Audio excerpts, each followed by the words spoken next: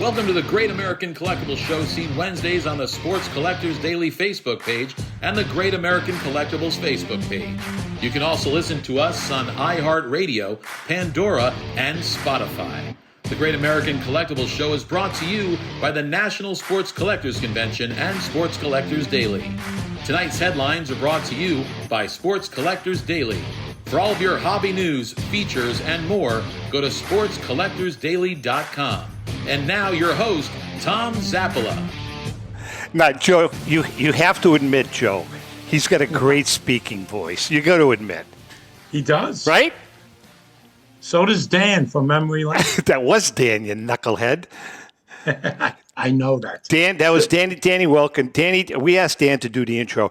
He's got such a rich voice. There's two guys in this hobby that have very rich voices. Him and Mike Provenzal from Heritage. But we asked Dan to do it. Our producers reached out to him because, he did the whole Pawn Stars stuff. He's been on, he's done some movie stuff. He's got a great voice, man. Not that you don't, Joe. Not that you don't. But he's got a rich, rich voice. Agreed? He does. It's perfect for the show. All right, welcome. The Great American Collectibles Show. I am traveling solo here. Tom Zappola. Rico is off today. And Mallory, I don't know where the hell he is. Today's his day off. So I asked our good friend Joe Tomasulo from Memory Lane Auctions to join me for the entire hour. We're going to be all over the place today because Joe and I have some real differences about not necessarily the hobby, but some of the great players that make up the hobby. And I'm going to set him in place today once and for all. But before we do that, and remember, you're listening to us on the Great American Collectibles Facebook page, Sports Collectors Daily, Tom Zappola, all the different platforms, YouTube, Pandora, Spotify, all of them. We're all over the place. Before we talk Joe, though, we're going to talk about our headlines. Joe, this is interesting. And this is our headlines from Sports Collectors Daily, our good friend Rich Miller. These are the new rules that have come out from fanatics to the card dealers that are doing business with them. You ready, Joe? I'm ready. Number one, no business-to-business sales of unopened product without Topps permission. Number two, shops can't sell case or box break spots online, only for in-store breaks where customers are present. Number three, accounts are expected to maintain standard business hours and remain open a minimum of 7 hours per day, 6 days a week, or 8 hours per day, 5 days per week unless otherwise approved in writing by Topps. Shops must submit complete and accurate reports regarding total sales of Topps product, sales by channel, in-store, online, at conventions, customer type, retail consumer, dealer convention, and social media metrics for all platforms, including, but not limited to, Facebook, Instagram, Twitch, YouTube, TikTok, Twitter, whatnot, etc. Each quarter or whatever time period specified by Topps. Lastly, Topps products must be neatly organized and displayed to customers and sold in a Topps-only section unless otherwise approved by Topps. You can read all of the rules. Go to sportscollectorsdaily.com. This is just some of them. Joe, man, they're killing me here. They are killing me. Did they include on that list what paper towels you can buy? Joe, what the hell is going on here? And where do they, Tom, with all due respect, where do they get off telling a business how they can conduct their business? They can't, but if you want to do business with them, they're going to tell you what to do. It's ridiculous, Joe. It's becoming too, I don't even know what the word is, too corporate, too cumbersome. It's becoming a period with a couple of giants at the top. And you know something, Joe? We're vintage guys, man. We're vintage guys. All these box breaks and openings, they're all nice. You want to open up a Tatis or Ohtani, it's all nice. But give me a Nap Lajoie, give me a Babe Ruth, give me Rogers Hornsby any day of the week. Tom, that old saying, the new kid on the block, flexing their muscle. Total power play. That's a power play. It really is. List of rules. It really is. But anyway, So. all right. So listen, Joe T is in the house. Joe, before we get into some specifics about some of the great cards that are out there, some of the most underrated cards I want to talk about, because I know there are some that you and I both are in agreement on. You have a blockbuster auction coming up. Monster. Tell us about Monster auction. And, you know, Tom, I mean, in the last several years, we had the Newman collection, which was amazing. Was that was a couple of years ago now, right? July 21. Yeah, okay. Right. We had the Manny Gordon collection. Yep. God rest his soul, last year. The Goudies, you know, the high grade 33, 34 Goudies. But putting aside private collections, I've been at Memory Lane 8 years now. This is the most diverse, powerful auction I've ever seen. Really? Our company have. Okay? And we have so much great Babe Ruth stuff, Tom. JP and I kind of put our heads together and decided, let's do a Babe Ruth highlight section to start the auction off. Now, we've had several Babe Ruth sections, you know, isolated in other auctions, but not with lot number one. We're jumping right out of the starting gate with our Babe Ruth cards, and we're starting it off with a 17 second-year Ruth, standard biscuit SGC 6, and the only two other known examples are in 2 holes. Wow. Yeah. Joe, what are some of the other Ruth cards? Can you tell us some of the other cards in that lot? Oh, in the highlight section? Yeah. Sure. So here's an intriguing one, Tom. You'll love this. A very devoted tour of Japan Ruth collector. He goes to Japan typically at least once a year, looks for, you know, old antique type tour of Japan artifacts. He found a 1921 Ashina sporting good postcard, newly discovered, unique, fresh to the hobby, and it's in a PSA holder now, and it's going to be lot number 2. Wow. And now, what makes it special, Tom, and I wish I had it in front of me to show the audience, it has the 16 Charles Conlon Boston Red Sox Babe Ruth batting pose on it. The same photographic image. Where did he find this thing? In Japan. I mean, like in a little shop? From a family. Oh, he did. Okay. You know, bought it from a family in Japan and decided to give it to Memory Lane. You know, it's funny, Joey. My brother lives in Sicily, I think, as you know. He lives in Sicily. He's home two weeks a year. I have him scouring Sicily, like once a week, going into these little hole-in-the-wall antique shops, because I said, Al, there's got to be some rich American baseball memorabilia or cards from World War II when the Allies were in Sicily. And I know guys like DiMaggio, a lot of those guys were in Sicily for extended periods of time. You know, so he's once a week, once every couple of weeks, he's in these little shops trying to find some little something from American baseball from the war. Just takes one, Tom. It's like dating. You never know. Right. You know, one antique shop and you hit a grand slam. Right? Joe, yeah. What are some of the other things, Joe, in this auction? Because it's, you know, you and I have spoken, and there's some amazing things. I mean, I could go through all of the Ruth stuff. You know, Honus Wagner may even be hotter than Babe Ruth right now. And what card, Tom, is the hottest Wagner card? Anyone depicting the hollowed Carl Horner T206 portrait pose. Those cards are getting moon money.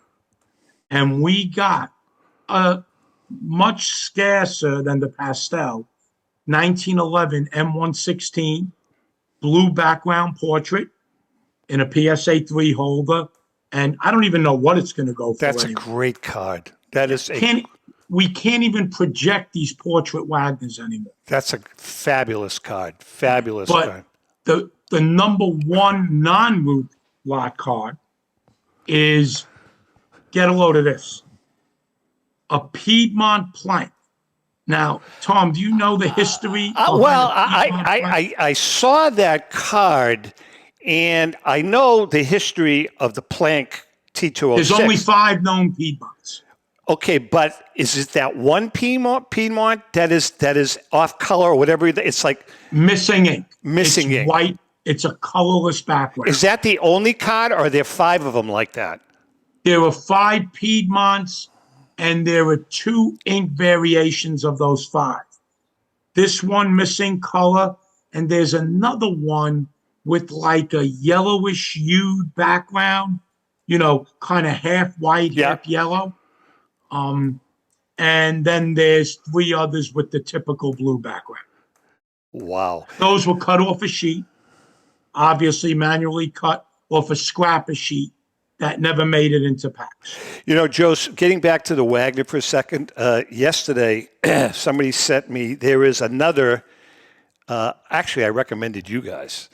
There is a private collector that is interested in selling an E90-2 PSA 5. Oh my God. Yeah. Well, what did we just get for the 5? 117,000. I know. This is Right? So Tom, since we're on real quick, since we're on the topic of T206 anomalies, sure. How about this one? It's Don Mulaney T206, nothing special. The reverse has 7 factory overstrikes. On the back? On the back.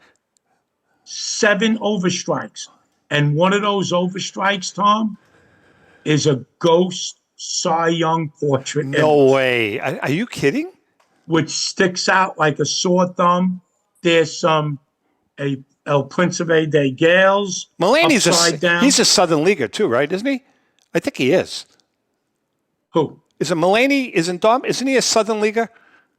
I think he is. I think you're right. He is. He's a Southern Leaguer. That's a good card.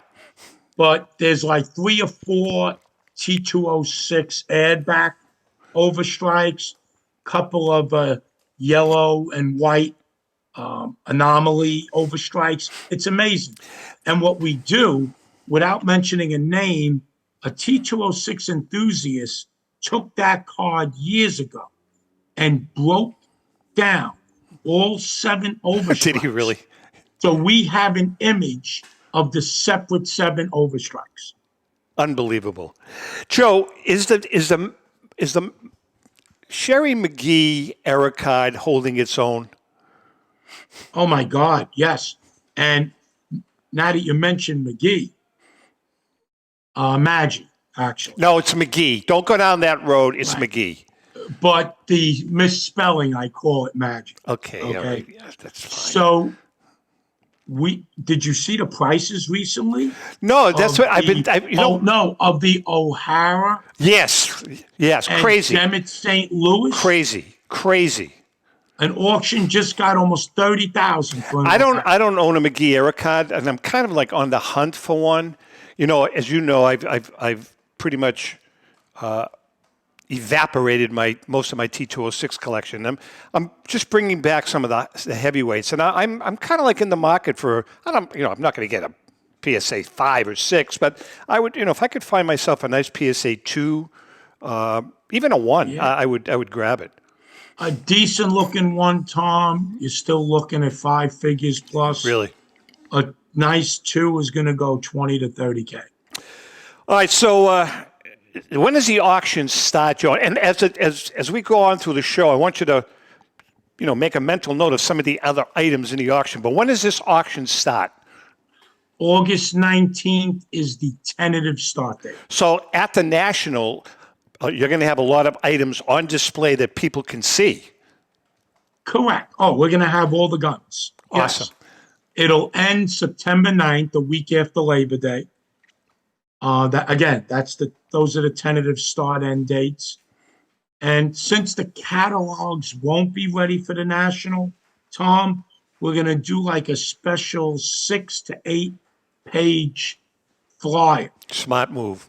little booklet with a lot of the high end stuff. And by the way, for our viewers and listeners, we are going to be doing a special 2-hour show at the National on Friday from 1 to 3. And then the show is going to air online over the next 2 weeks after the National. And what we've decided to do is we're putting 2 panels together of special guests. And the first hour, Mr. Tomasulo will be we're going to have 4 panel guests, and then we're going to have an open mic because we're going to bring in some other 10-minute guests, people we can chat with. But the first hour will be myself, Joe, the gentleman from Heritage Auction, who hopefully will be out of the insane asylum, Derek Grady, and our good friend Brian Drent from Mile High Card Company. That'll be the panel in the first hour that will air the first week after the show. The second hour, it'll be myself, Joe Orlando from Heritage Auctions, Brian Dwyer from REA Auctions, and Mike Hefner from Leland's. And there'll be a lot of giveaways. If you're at the National, we hope that you sit in those seats. We're going to have all kinds of giveaways, questions and answers. By the way, Steve Lane, New Orleans Steve Lane, is going to be joining us. He's bringing free copies of his book. We're going to have some free copies of our Diamondbacks collection book, as well as a lot of T-shirts, cards, all that good stuff. Tomasulo, do me a favor, spring and bring something to give away, will you please? Anything. Maybe a Wagner, a Root. That'd be nice. That would be nice.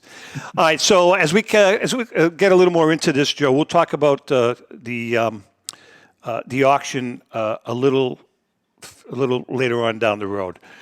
You know, I've got to ask you a question. Are there too many Babe Ruth balls out there?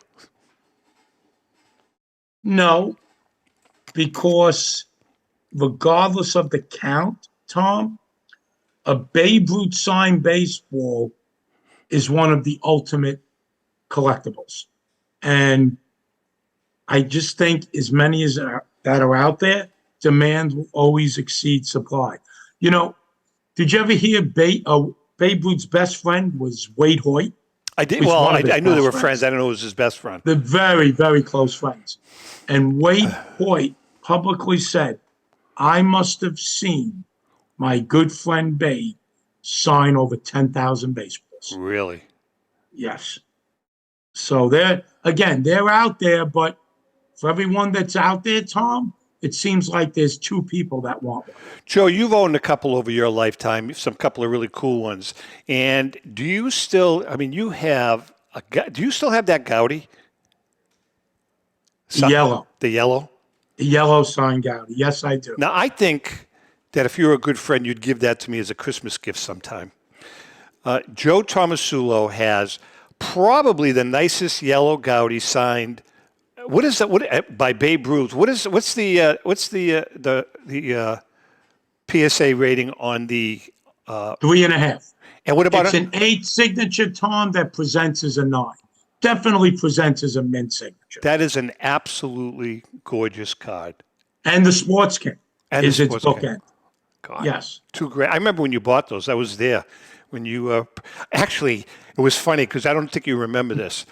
I was over at the PSA booth, and the gentleman that sold them to you was showing them to me. We were looking at them. And about an hour later, I went down to your booth, and I says, Joe, did you see those 2 Ruth cards? And you looked at me and smiled and pulled them out. No, I pulled out the yellow. The yellow. You pulled it out. And you showed it to me. Sports King, I had a win in Mile High. That's right. In the auction. But you pulled out the yellow one, and you showed it to me. You said, I already own it. It was unbelievable. Unbelievable. All right, listen, we're going to take a quick break.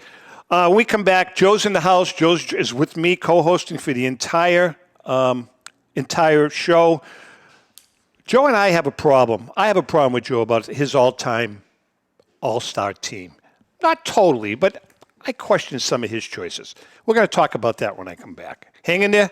We'll be right back. Since 1996, Brian Drent and the staff at Denver's Mile High Card Company have led the charge in the collectibles hobby. Mile High is a full-service dealer specializing in buying and selling cards and offers a competitive consignment program for all collectors. Whether it be their computerized want list service, appraisals, or auction services, Mile High has it all. If you've been searching for a company with a selection of high-grade vintage 1888 to 1970 baseball cards and memorabilia that shares your passion, aim high, Mile High. Go to milehighcardco.com or call 303-840-2784 for more information. For more than 30 years, Robert Edward Auctions has been the industry leader when it comes to helping you realize the most money for your baseball cards and sports memorabilia. In addition to their unparalleled reputation for honesty and integrity, they reach the largest number of bidders in the business and offer lower sellers' fees, as well as generous cash advances up front on your valuable material. Contact them today at 908-226-9900. That's 908-226-9900 or at robertedwardauction.com. This is Brian Drent, president of Mile High Card Company.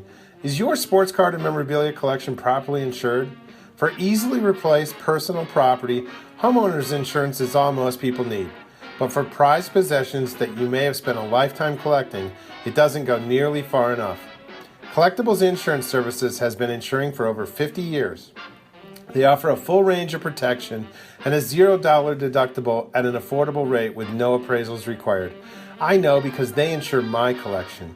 If you have a minute, go to collectinsure.com and learn more about insuring your personal card or memorabilia collection. Hi, this is Dan from Memory Lane Auctions, here to remind you that the renowned Memory Lane Collectibles Company has served as a beacon of light to the collecting community for the past several decades. Indeed, folks, it has been our utmost privilege and pleasure to provide the most enthusiastic collectors with an abundance of the finest sports cards and memorabilia for America's most coveted sports personalities via our world-class auctions.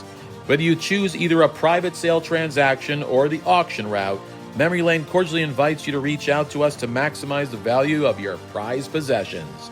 Also, it is not just sales that we pride ourselves on being the best of the rest, because if you are seeking a particular keepsake for your esteemed gathering, we will be relentless in our quest to find that special piece to fulfill your collecting dreams. So no time to wait. Reach out to us today for the purposes of capitalizing on our unparalleled marketing capabilities. Simply pick up the phone and dial 877-606-5263. That's 877-606-LANE, or find us on the World Wide Web at www.memorylaneinc.com. Now is the time for your valued consignment to ultimately become another one of Memory Lane's record-setting prices. How would you like to own the bat that was used by your favorite player when he hit that towering home run or game-winning base hit? Now look no further than JT Sports, specializing in the sale and authentication of professional game-used bats. As the official authenticators of professional model game-used bats for PSA DNA, JT Sports will guarantee the authenticity of any bat purchased from them. JT Sports also buys and sells game-worn uniforms, gloves, and baseball equipment. The unique quality of the collectible is what JT Sports is all about. Give them a call at 609-487-8003 or check them out at GameUseBats.com. Okay, we are back, and Joe Tomasulo from Memory Lane is in the house. Joe, let's get right to it right now. You know, your all-time all-star team, I don't totally disagree with it, but there's a couple in there that a little iffy. Let's start behind the plate and work our way around the field, Thomas. All right, so you have your catcher, your starting catcher is Johnny Bench? No one can match him. I kind of agree with that one. Who's your backup? Yogi Berra, and I mean, look, Piazza's probably the most consistent hitting catcher of all time as far as being a pure hitter. But he couldn't throw out you or me, Tom, trying to steal second that's my base. point, and I'm talking about all around, right? And if you want to be the greatest catcher or considered in the top 2 or 3, you can't have a sumo wrestler stealing second base on you, okay? So Piazza's out. All right, he is out of the equation. I'm in agreement with you, bench bearer, no doubt. But what about a guy like Fisk? Where does he fall in? He was a great defensive catcher. I mean, I put Ivan Rodriguez over Fisk. Would you really? Ivan Rodriguez was amazing. Yeah, but he's and a little he iffy. was a pretty good hitter. There's a little iffiness there. And pre-injury, no, Campanella is right there. Campy, I agree, but with the other guy, there's some gray area there, isn't there? With Rodriguez, you're talking about capital PED. Correct. Okay. So was there ever any resolution on that? No, but all you got to do, Joe, is look at his size after he retired. He went from the Hulk down to Barry Bonds. Remember Jason Giambi? Same thing. Same thing. When he stopped? Yeah. All right, so he's not in the equation. All right, let's talk about first base. Who's your first baseman? Who's yours? Gehrig is my first baseman. Of course. And then I got Fox, too, with Pujols being a very close third. I have Pujols, Fox. Yeah. And here we go again. There's no proof. Got the PED thing. That's a good funny thing with Pujols. He was putting up insane numbers. And like Giambi, when Giambi stopped, he hit the proverbial invisible wall. His numbers just radically tapered. That happened to so many people. What's the other guy's name? Ryan. What the hell was his name? I can't remember his name. That happened to quite a few players, actually. Yeah. They fall off the cliff. Yeah. I mean, Fox, 534 homers, 325 average, knocked in over 100 runs, 13 consecutive years. That's an amazing statistic. Him and Lou Gehrig both did that. Where does Greenberg fit in?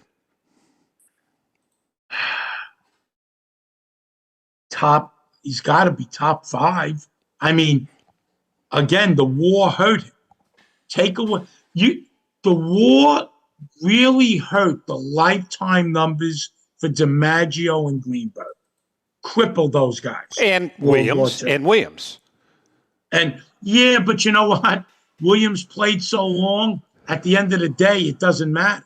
He knocked in almost 1,900 runs, and he still hit 500. Well, that's a good point. 21 homers. That's a good point. But those guys, what would their lifetime numbers have been if they didn't lose 3 years? Very good point.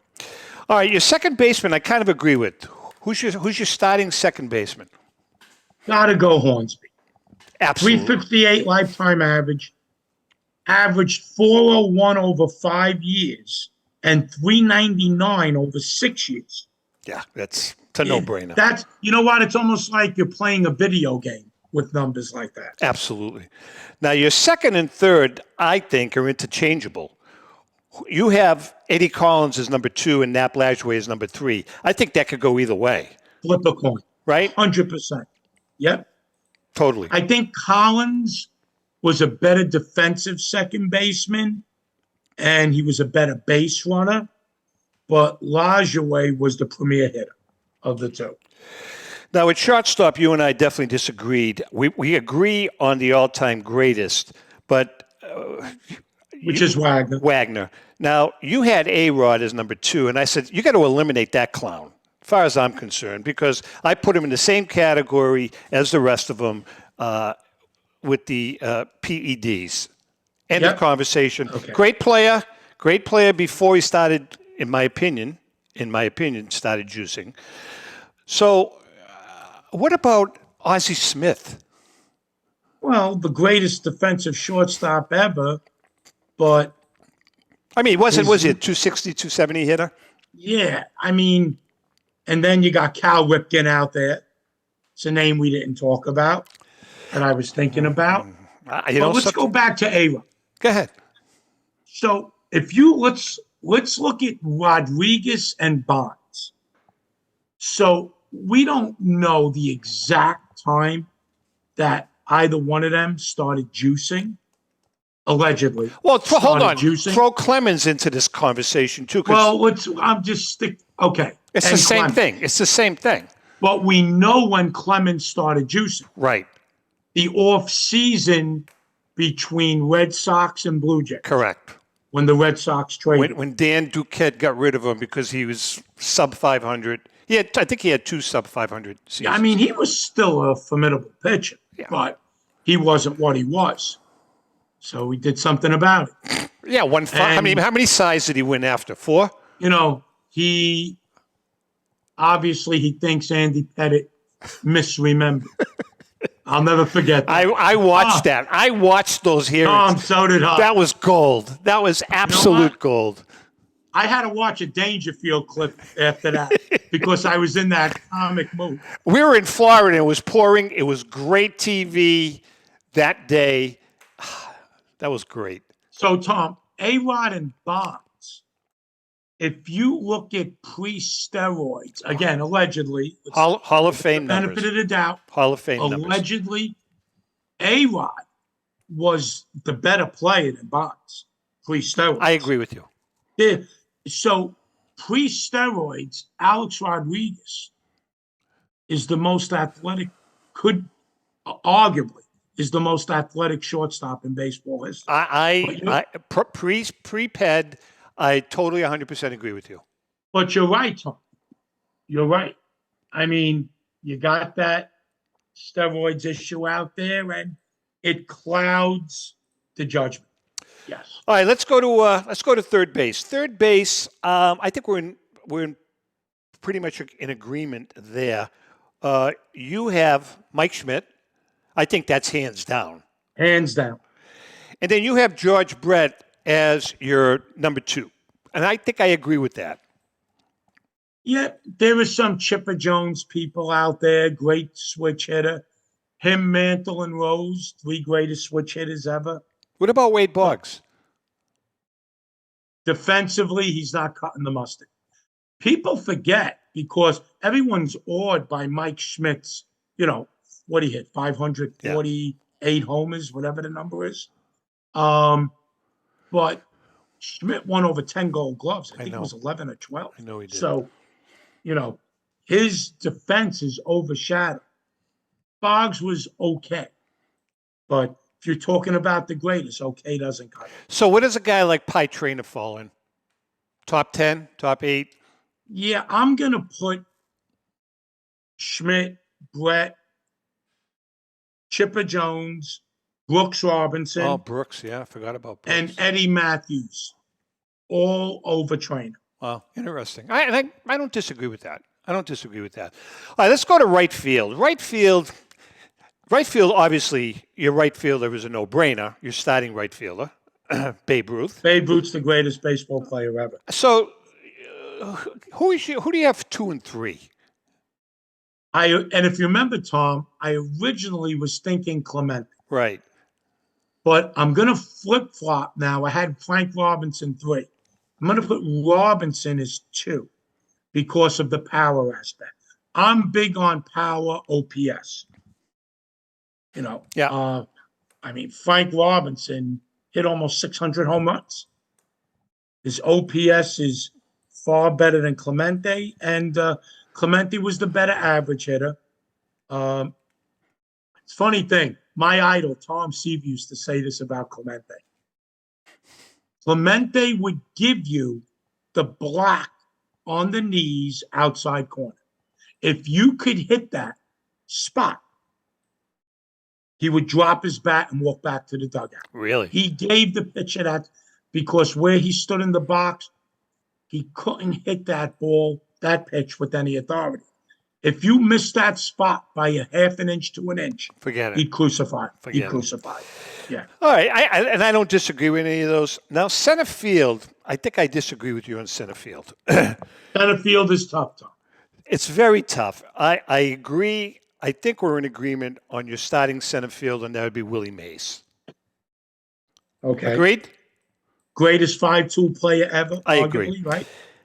I do not have Ty Cobb as number 2. I have Ken Griffey Jr. as number 2 and Cobb number 3. Only reason being, if you compare the two players, overall stats, batting average, OPS, home runs, hits, defensive prowess, I think Griffey gets it, man. Defensively, and this includes Mays, DiMaggio, Speaker, and don't forget Speaker. Speaker was amazing. Yeah, great player. In his prime, you couldn't be a better defensive center fielder than Griffey. Tom, I'm still scratching my head watching that guy in one motion, not even stopping at the wall, in flight, jumping and putting his cleat into the Yankee Stadium fence, halfway up, and launching himself about 3-4 feet higher than the wall to take a home run away. I forget who hit the ball, but yeah, great player. That to me is the greatest play I've ever seen in outfield. And the guy hit over 600 home runs. I don't think he ever was involved in any steroid controversies. He never blew up like a balloon, right, which is why his numbers tapered off. Yeah, I mean, he went down like normal, you know. So I have him number 2. I have Cobb number 3. Now, I mean, that's another coin flipper, Tom. Yeah, I'm not going to sit here and argue with you on that. The only thing I'll say with Cobb, a reporter in the early 20s once asked Ty a question about Babe Ruth. You know, he was revolutionizing baseball with his, unprecedented number of home runs he was hitting. And Cobb just came right back at him and said, I can hit home runs whenever I want. Yeah, I remember. It's not my game. And he said, watch me today. He went out, he hit 2 or 3 home runs. Yeah, I've read that. I've read that before. And listen, again, I'm a Griffey guy. Left field, I mean, I don't think there's any argument that Ted Williams is your starting left fielder. Because he's the greatest hitter of all time. I mean, really is. Now, you have Hank Aaron second, which I don't disagree with. I don't disagree with that one either. Yeah, I mean, again, if Barry Bonds was clean, 100%, without any questions, you probably, now what do? Now you got Bonds, Williams, and Aaron, but got to push Bonds to the side. By the way, for our viewers and listeners, make some comments. Give us your thoughts on who you think. If you disagree with Joe, disagree with myself, love to hear, and I'll get back to you because everybody has opinions on this topic. A lot of topics, a lot of opinions. All right, your right-handed pitchers. It's top 4. You have the big train. Top 4? Yeah. And I'll give you Walter Johnson is the greatest pitcher of all time. Why? That's on virtually every list. 416 wins, modern era.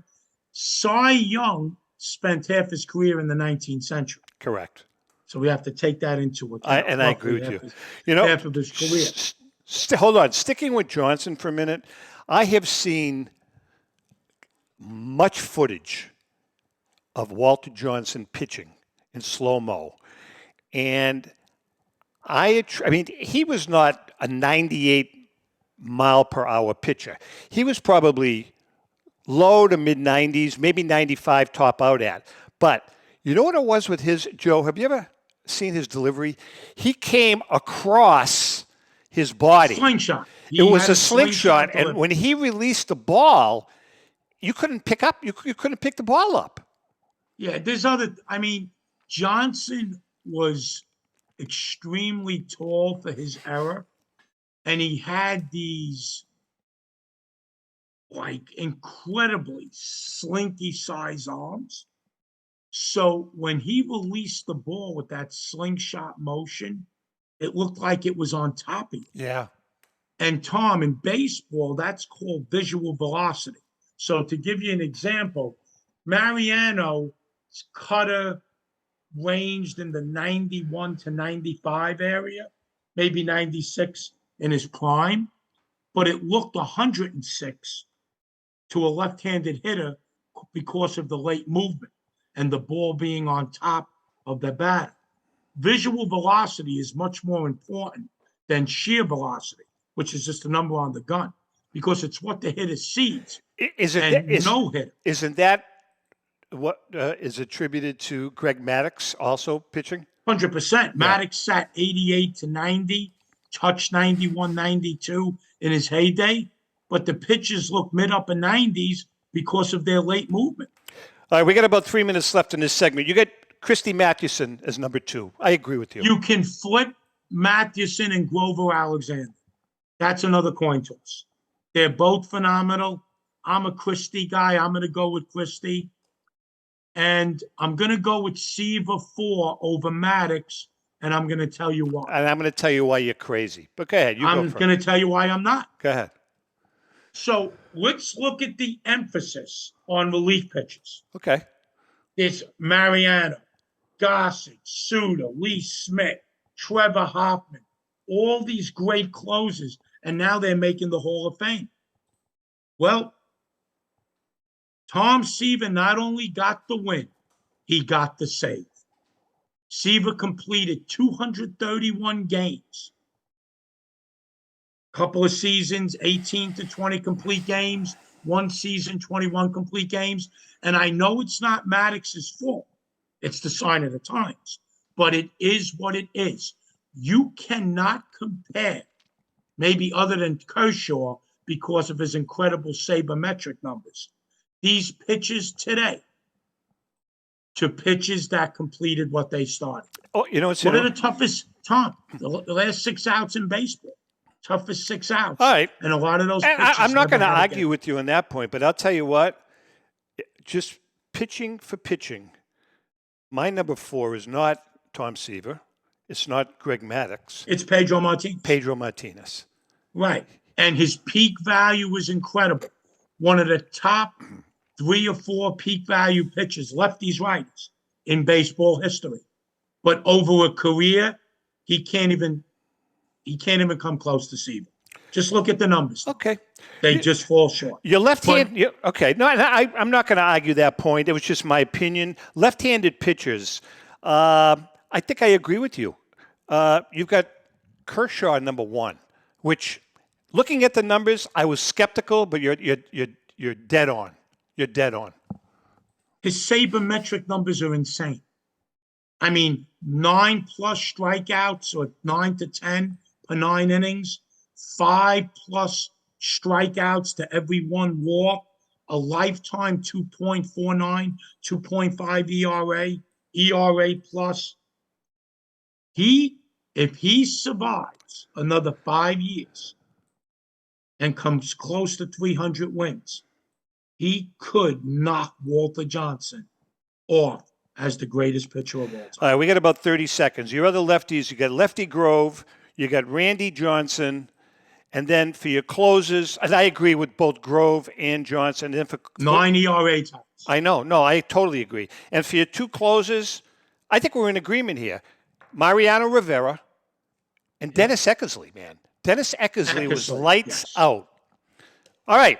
We're going to take a quick break. When we come back, Joe, we're going to get into the Hall of Fame because there are some very, very, very overrated players in the Hall of Fame. And on the other hand, there are some guys that should be in the Hall of Fame. Joe T is in the house. Hang in. We'll be right back. Pristine Auction is a family-owned and operated online auction specializing in autographed memorabilia, sports cards, coins, art, and collectibles. Since their founding in 2010, they've grown to 2 facilities in Phoenix, Arizona, totaling over 60,000 square feet. Jared Cavalier and an incredible staff of over 150 team members serve a very large customer base and enjoy every minute of it. By working with leading authentication companies, Pristine ensures all items are 100% authentic. In addition, third-party authenticators regularly travel to Pristine Auction to provide authentication services on site. Pristine Auction strives to operate its business in a way that's honoring to God, their families, and their customers. With a strong focus on speed, quality, and premier customer service, their mission is to be the leading online auction for every level of collector and fan. Pristine also works for Hope Sports and Identity Hoops International, traveling to Mexico to build houses for the less fortunate. Pristine Auction offers several online auction formats with thousands of auctions ending each day. For more information, go to pristineauction.com. That's Pristine Auction, the best in the business. If you're a discerning collector interested in owning the most important pieces in the hobby, look no further than Leland's Auctions. The original sports auction and appraisal house, Leland's was established in 1985 by legendary Pioneer founder Joshua Leland Evans. And today, President Mike Hefner carries on their tradition. From the Tom Brady card and memorabilia collection to the famed Boston Garden auction to high-end card auctions from every major sport, Leland's has always maintained the highest standards. Go to Lelands.com and get your bid in. That's Leland's, the hobby's leading sports auction house for 4 decades. It's often been said that championships are won on the practice field, and world records come only to those willing to work harder than everybody else. Heritage Auctions is the world's largest collectibles auctioneer because we believe that becoming the best is only an invitation to the challenge of remaining the best. This requires the skills of the hobby's top experts, capable of identifying and maximizing value for our consigners. It requires the most visited website in the industry, courting a global audience of collectors over 1.5 million strong. It requires a dedicated press department that expands our global reach far beyond the entrenched hobby marketplace. It's hard work, but a simple premise. Present the finest collectibles to the largest population of potential buyers, and world records will come. We invite all listeners to put the unmatched power of Heritage Auctions to work for you. Auction evaluations are always free, and our commission-based fee structure ensures that our interests are always aligned. The highest possible price for your collectibles. There will always be new world records to chase, so let's chase them together. Visit our website at ha.com and request your no-obligation review today. Hi, this is Dan from Memory Lane Auctions, here to remind you that the renowned Memory Lane Collectibles Company has served as a beacon of light to the collecting community for the past several decades. Indeed, folks, it has been our utmost privilege and pleasure to provide the most enthusiastic collectors with an abundance of the finest sports cards and memorabilia for America's most coveted sports personalities via our world-class auctions. Whether you choose either a private sale transaction or the auction route, Memory Lane cordially invites you to reach out to us to maximize the value of your prized possessions. Also, it is not just sales that we pride ourselves on being the best of the rest, because if you are seeking a particular keepsake for your esteemed gathering, we will be relentless in our quest to find that special piece to fulfill your collecting dreams. So no time to wait. Reach out to us today for the purposes of capitalizing on our unparalleled marketing capabilities. Simply pick up the phone and dial 877-606-5263. That's 877-606-LANE, or find us on the World Wide Web at www.memorylaneinc.com. Now is the time for your valued consignment to ultimately become another one of Memory Lane's record-setting prices. Hey, I'm Mike Petroselli. If your company is looking for the best in marketing and promotional items, you'll hit a home run with Petroselli Marketing. With over 8,000 suppliers and 650,000 imprint-ready items, we can get your company the visibility it needs to get your maximum exposure. Whether it be office promotions, wearables, automotive, sports items, and everything in between, Petroselli Marketing can do it all. Our design staff will even work with you from concept to delivery and customize your products. At Petroselli Marketing Group, we will get your brand in front of your audience. Contact us at info@petrosellimkt.com or call us at 603-880-3202. That's Petroselli Marketing, where no dream is impossible. So how does your company or organization do their promotions. Imprinted products keep your brand in front of your customers more than any other form of advertising. For best on-time service and new ideas for your next project, give Petroselli Marketing a call at 1-800-264-4294, or you can email them at mp@petrosellimkt.com. Obviously, that's Rico's business. You know, Joe, you guys could spring for some pens or something from Petroselli Marketing. Don't be so cheap. Some good quality memory lane pens from Petroselli Marketing. I'll talk to the boss. Thank you. What can I tell you? All right. Now listen. Hall of Fame. There are some people, in my opinion, that have no business in the Hall of Fame, or they're very overrated. Can we go through a list, and I want your opinion as to whether or not you agree, and then let's talk about some of the guys that should be in the Hall of Fame. We've got about 10 minutes. Is that okay for you? Sure. All right. Phil Rizzuto.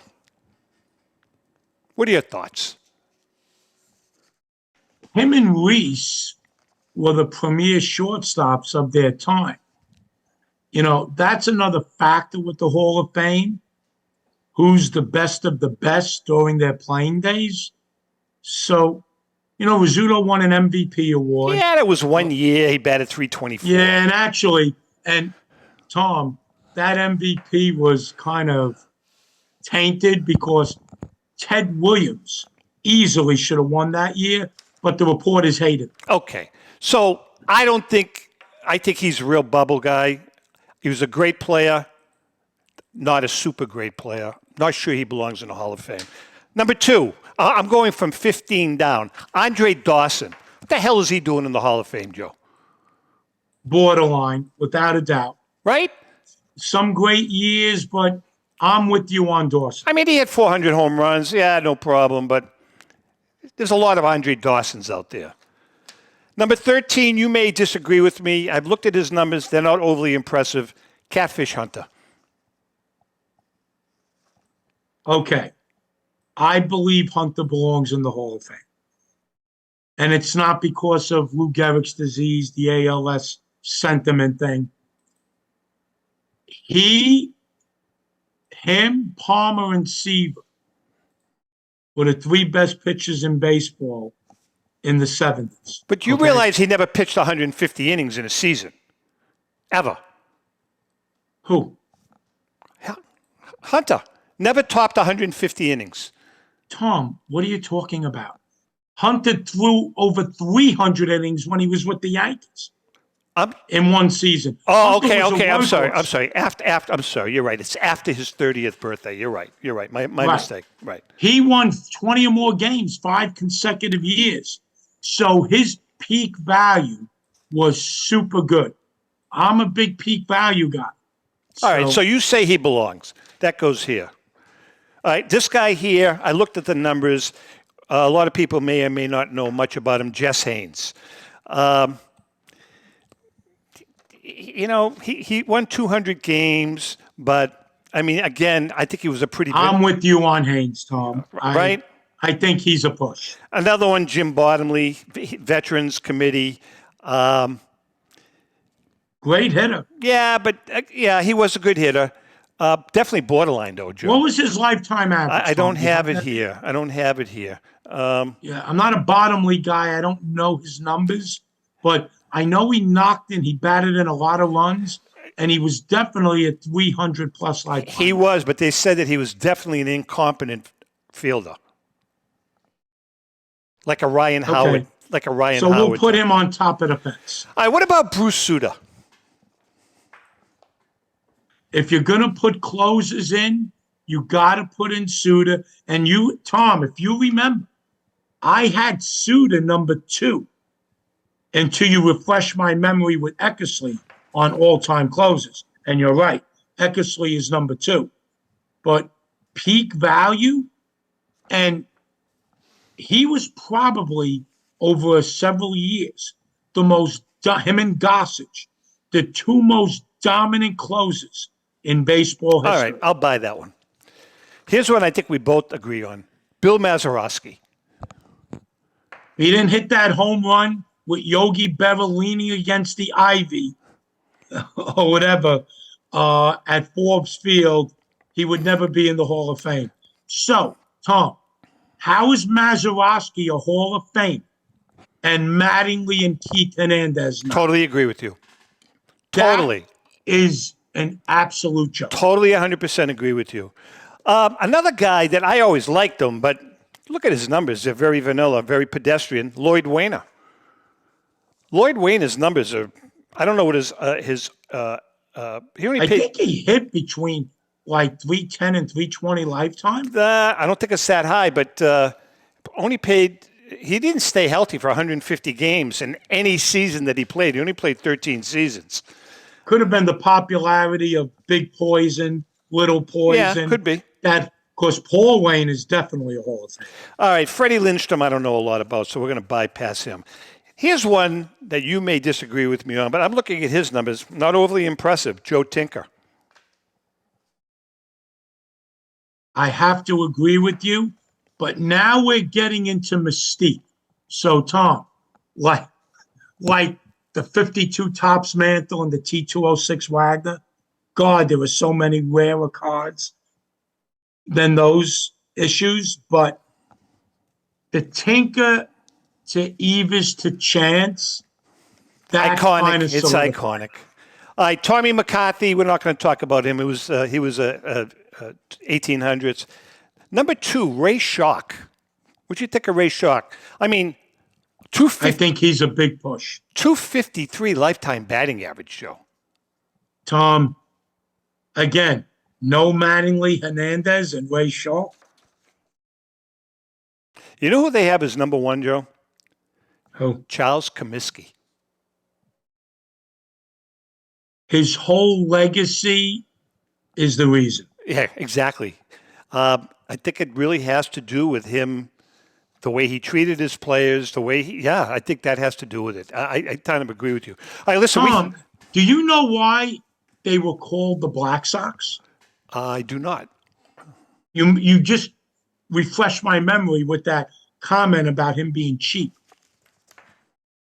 The name just worked well after the 1919 scandal, but they were called the Black Sox before that. Comiskey waited weeks to send their uniforms to the cleaners. That penny pinching cheap SOB. I didn't know that. And they played in filthy uniforms, and they just started calling them the Black Sox. All right, listen, before we leave, we're going to talk. We have a couple of minutes left. I want to talk to you about our friend Tom Ruggie and the staff at Destiny Wealth Management. If you're a card or memorabilia collector, you have ever thought about how to manage your collection long term? Well, I certainly have. I look at my personal collection, and through the advice and expertise of Tom Ruggie, I've learned that you need a professional to help categorize, evaluate, and eventually put a liquidation plan together with dealers or auctioneers if you or your family decides to sell your collection. Most importantly, you need to be aware of the tax ramifications when you liquidate it. I'm going to Tom Ruggie and the Wealth Management Group, and don't forget, Ruggie Wealth Management will also handle all of your investment needs.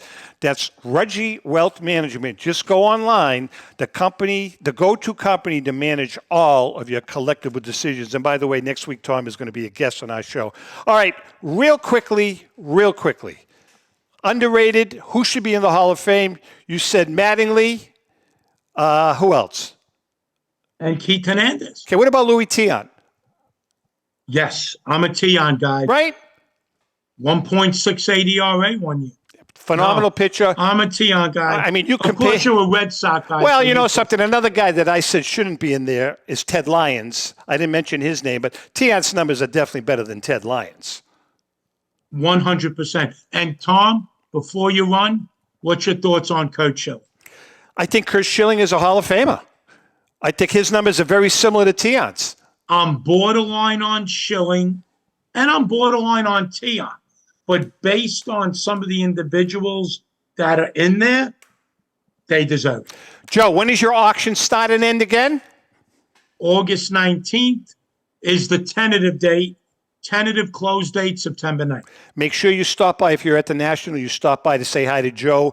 Everything's going to be on display, the major hit items that are going to be in the auction. Joe, I look forward to seeing you at the National on stage because you and I are going to double team Derek Grady. Maybe we can throw Brian Drent in the mix and triple team. Absolutely. All right, Joe, we love you. Say hi to the guys. Memory Lane Auctions, Joe, I can't thank you enough. We love having you on the show. All right. Tom, happy Tuesday. Take care. Okay. With that being said, to our viewers and listeners, we're here. We're booming. We're on new platforms. We love you guys. Happy collecting.